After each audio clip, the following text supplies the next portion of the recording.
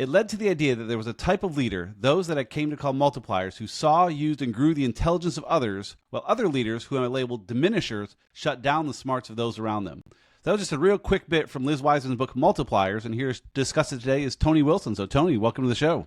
Thanks so much for having me. I appreciate it. Yeah, I was excited to dig into this. So, most books on the show, I say, hey, guest, pick one of these books and read it. You said, no, Mickey, you read this book. And so we had to delay this a little bit so I could read this and catch up, and it was fantastic. So why'd you want to talk about Multipliers? Yeah, I think as I look back on all the books that I've read over the past few years, I think Multipliers stands out to me as being the type of book that has so many of those aha moments of like, I can see stories not only of my own leadership, but also leaders that I've worked with, where I'm like, oh my goodness, that was the key to unlocking what was happening here. And so because it's been so transformative for me, I was like, we got to talk about this. This is always top of mind for me. Awesome. I guess it would help for those that haven't read it. Why don't you talk just for a sec? What is a multiplier and what is a diminisher? What do those people look like? So in essence, the thing that Liz Wiseman talks about in her book is she goes through and she establishes that the multipliers are the people who unlock the innate potential and I guess the smarts of the individuals on their team and help them to be everything and more that they could be.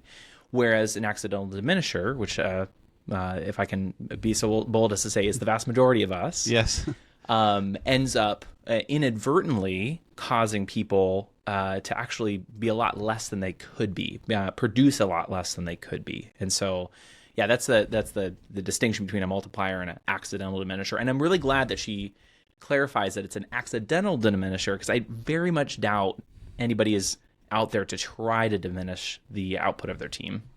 I feel like some in the book almost were. Not that they were trying to diminish the output, but they were, like a lot of cases, like you and I talked before the call a little bit about being accidental diminishers ourselves at times. And we're trying to get the most of our team, but it's, we're trying to take burden off their plate when they should be learning and things like that. I feel like there are some that are just like, nope, micromanage, let's just go. And yeah, it's not really intentional diminisher, but not really accidental either. But So what does it look like? What are some of the tendencies of an accidental diminisher then? Someone that thinks they're trying to do good and lead their team the right way, but they're making these mistakes that are hurting things.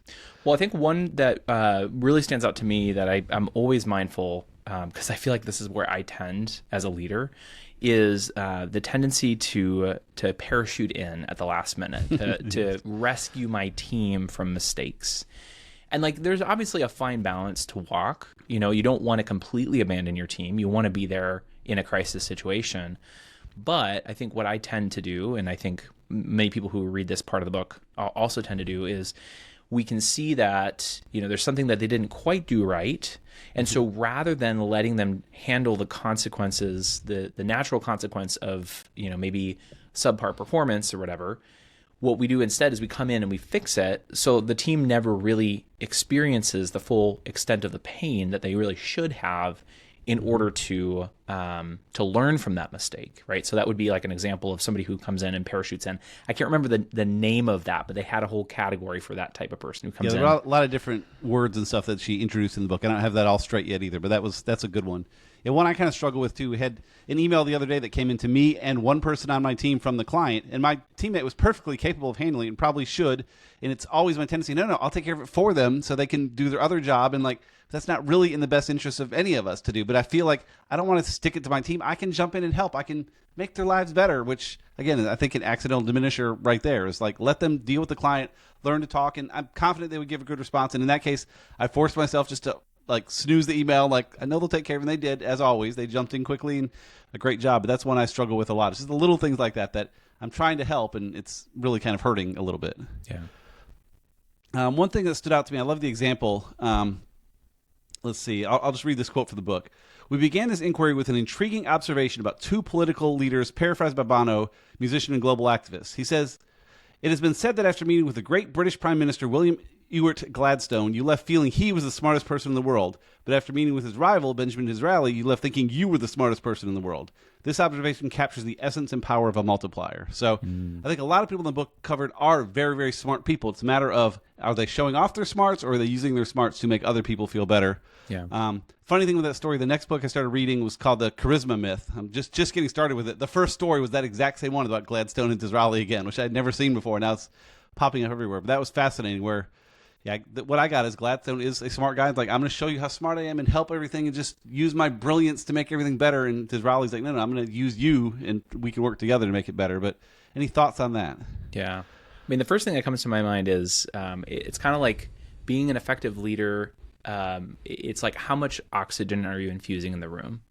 And if you're the smartest person in the room, you've already sucked up all the oxygen there possibly is. Mm-hmm. And you keep people back from exploring and tapping into their own brilliance.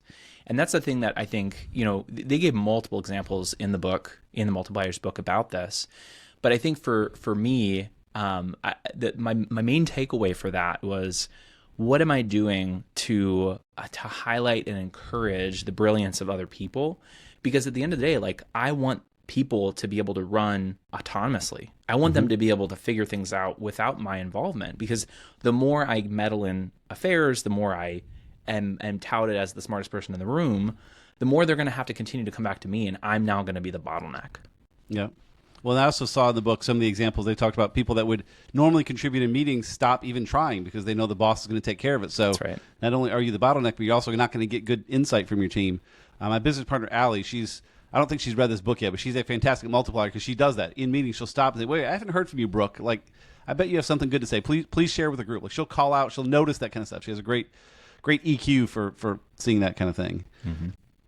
A little thing I saw from the book that was interesting was about pressure versus stress. I'd always kind of put those in the same bucket, and they talked about William Tell shooting an apple off his son's head. The quote says, in this scenario, William Tell feels pressure. His son feels stress. And so, yeah, you feel some pressure shooting the apple off your son's head, but your son's feeling stress, and it's a very different kind of thing. So I just thought it was an interesting thing. So they suggest keep pressure on the team to act, but don't create stress, by holding them accountable for outcomes beyond their control. So it's a fine line to give them pressure but not stress, and it's much easier said than done, but yeah. Oh yeah, totally. And I think the stress piece too, versus pressure, I think because I tend to want to take as much of the pressure off of people as possible, really what I'm trying to do is I'm trying to eliminate stress, but I eliminate pressure. Yep. And so there isn't that, I'm not holding them to a high standard. And that's also a way that we are accidental diminishers, is if we're not properly contextualizing for them and holding them to that high standard. So I think that's another really important balance. Yeah, I never thought about that before, but I did the same. I tried to keep stress off them, so to keep stress off, I keep pressure off, and that's not the same thing at all. I mean, kind of, but yeah, there's a difference there. And if you, again, accidental diminisher by just taking it all off and making things rosy, and yeah. Another one that almost is kind of counter to what the book says. It's not really counter, but it sort of does. It's a little bit longer quote, but he says, as discussion leader, it was liberating to ask the questions but not give the answers. In fact, I found it strangely powerful. And when the students spouted off their views and interpretations of the story, it was thrilling to look them straight in the eye and say, do you have any evidence to support that claim? Initially, they looked terrified, but they quickly learned that the cost of an opinion was evidence. As this becomes, you're encouraging people to speak up, but you're also saying, no, you can't just speak up and spout off opinions. I guess that's kind of adding pressure to it. You're wanting them to contribute in meetings and stuff, but not just give opinions. You want them to give evidence. And it's kind of tough then to be, I guess that's, again, being a multiplier, but it feels almost diminishing to say, no, don't talk unless you have something good to say, but please talk. It's kind of a counter there. Yeah. And the thing I think about is there's so many times where I'm having a conversation with one of my teammates, and I give them, I ask them a question, and I do my best not to say, yes, this is the right answer or whatever like that. And sometimes I see it on their face. I see this hesitance. They're just I feel really uncomfortable giving the answer. and I just have to continue to remind them over and over again. I'm like, sometimes I'm asking you the question, not because I think you're wrong, but because I want you to show that you've thought through this, right? You probably have the right answer. But I just want you to kind of work through this stuff, because that's how it gets kind of cemented into your mind. And then the next time you have a conversation with me, that's going to be what you're doing to prepare, is you're getting yourself ready for this and justifying your answers. Yeah, that's really good. Yeah, it's kind of, I feel like we've given our team a pretty safe space to not worry about giving wrong answers like that, which is good. And again, I got to think through it. Is that being diminishing somehow? It may be somewhere in there. But it also takes me back to bad decisions versus bad outcomes. And I tell the team all the time, if something goes poorly with a client, if I feel you made a good decision in the moment and it happened to have a bad outcome, that's okay. If you made a bad decision, we need to talk about it. If you made a good decision and things went sideways, it happens. I mean, we see it in sports all the time where the teams make the right decision and it doesn't work right, and it doesn't turn out right, but it's still a good decision. It's just, it doesn't work. And so once they understand that, like, hey, I made a decision because of A, B, and C, and it went sideways, I'm like, yep, I would have made the same decision. Like, it's all good. Let's keep it on track. So in the book, they have a lot of different pieces they unpack, but I think one worth talking about here is the 5 disciplines of the multiplier. What makes a good multiplier? And there's 5 things it talks about that make a good multiplier. So I want you to help me unpack these a little bit. So the first one is attracting and optimizing talent. So multipliers are talent magnets. Can you talk about that a bit? Yeah. Well, and I think even in the book, the accidental diminisher is the one who, like, they hoard talent. So Correct. There's a difference between an empire builder, they say. Yes. That's right. That's right. The empire builder versus somebody who's attracting the talent. Yep. And I think the way that I remember, if I remember correctly in reading this, is like the distinction here is I want to be a beacon for people who are high performers, but I'm not trying to just do everything I can to kind of hoard them here. If I recognize that they are going to be better in a different situation or on a different team, like, my purpose is primarily in seeing them thrive. Mm-hmm. So rather than me, again, trying to hoard people in and trying to say, like, look at how many numbers I have under me.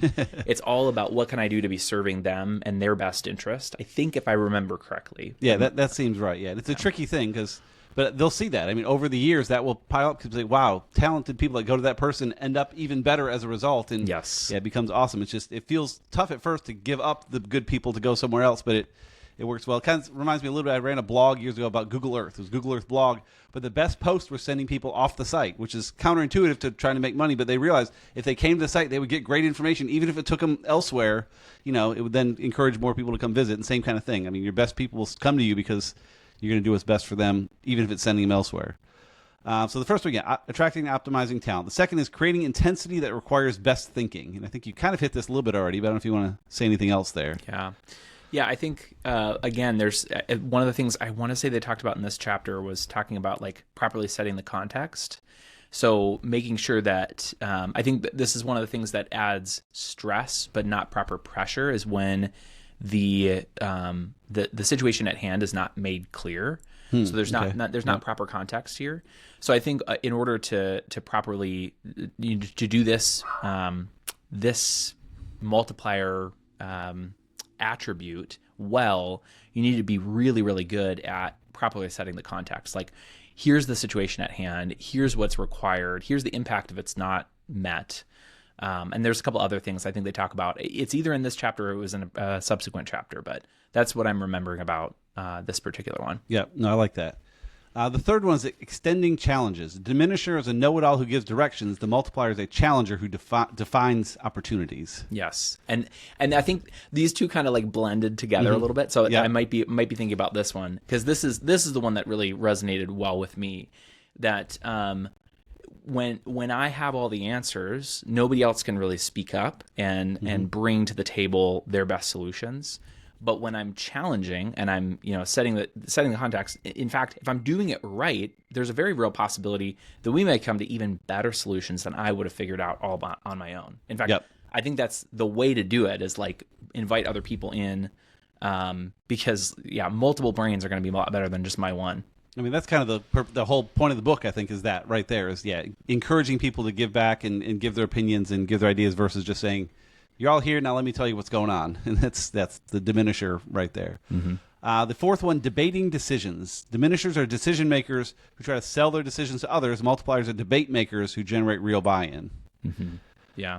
Well, and I think it reminds me of what you had said earlier, just about when people come to the table with their opinion, asking them to justify it with their evidence. And there is that where it's like, I want to be able to...